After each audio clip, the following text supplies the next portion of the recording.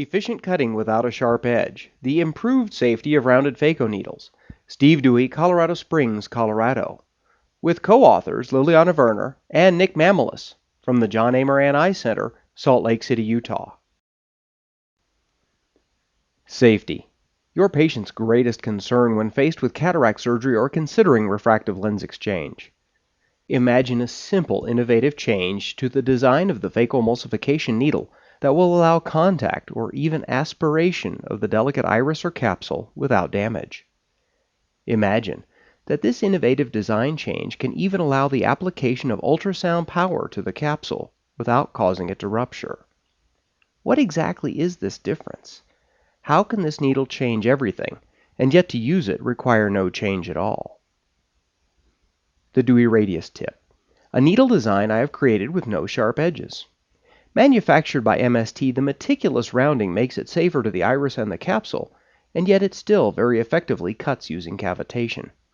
This design works on any needle configuration, with any surgical technique, and on any phacoemulsification unit. Iris safety. These cases show the best way to be prepared for a small pupil is, well, to be prepared for a small pupil. Here are two patients with pseudoexfoliation.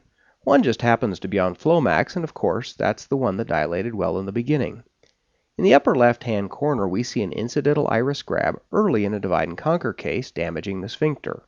In the lower right-hand corner, we see another incidental grab, but this time without iris damage.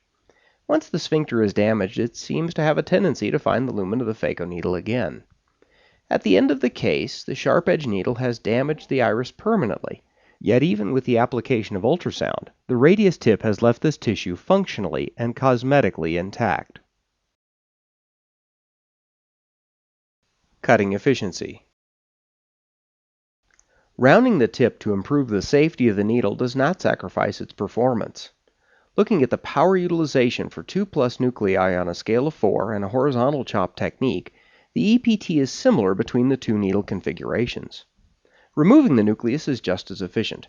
Measuring the time from the needle's insertion to the needle's removal, we find that the numbers are very similar for the rounded and sharp-edged tips.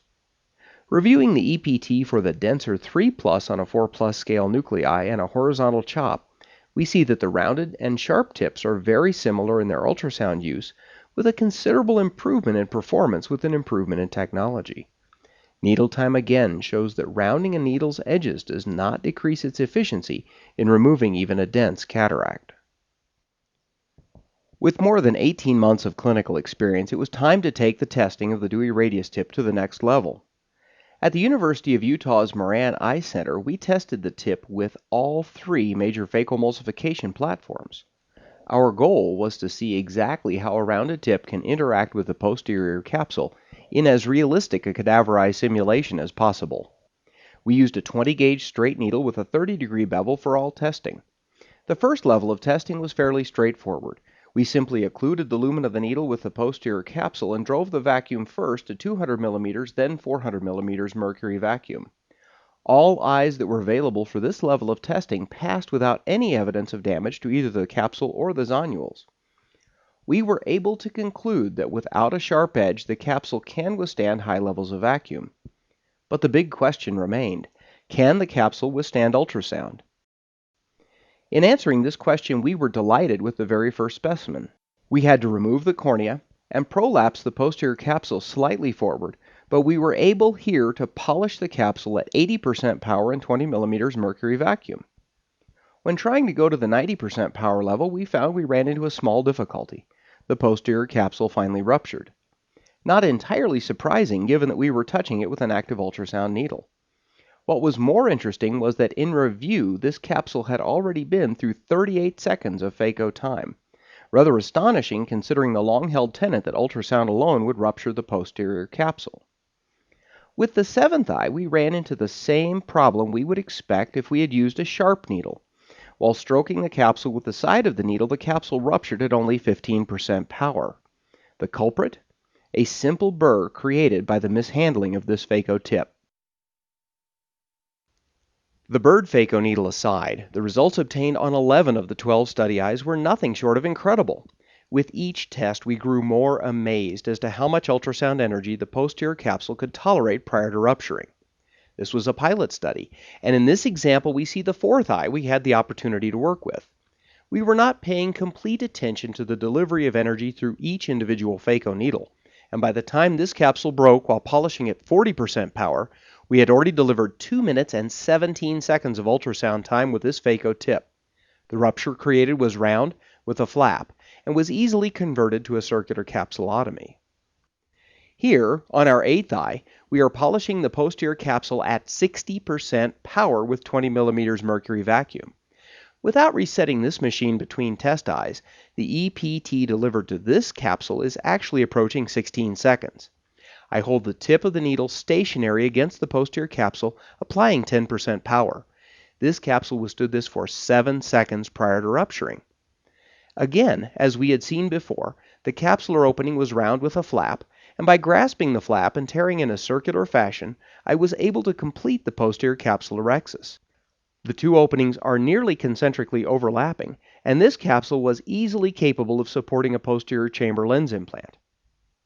This was the 12th and final eye for the day, and by this time it was very easy to conclude that in the absence of a sharp edge or burr, the capsule can indeed withstand considerable amounts of ultrasound. The zonules in all of these examples have remained very stable, and this was a finding that was consistent across all of the eyes and all of the phaco platforms.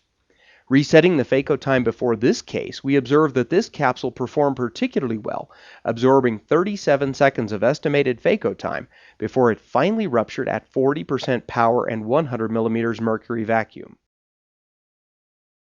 With my experience using the Dewey Radius tip from MST, I no longer see a need or use for a sharp needle during cataract surgery. For me, there is nothing more gut-wrenching than nearing the completion of a successful procedure only to rupture the posterior capsule and threaten the results for the patient. With the radius tip design, we have been able to explore several new avenues. First, a sharp edge is not necessary to remove a cataract. Second, vacuum alone will not break the capsule. Third, and most surprising, is that with a rounded phaco needle, the capsule can withstand significant amount of ultrasound without breaking. The clinical correlation of which is seen here, as I directly polish the remnants of a posterior subcapsular plaque with low levels of vacuum and ultrasound. With the greater margin of safety that this design has to offer, will the Dewey Radius tip prove to be the solution? I'm not entirely certain, but for now, it goes a long way towards addressing the problem.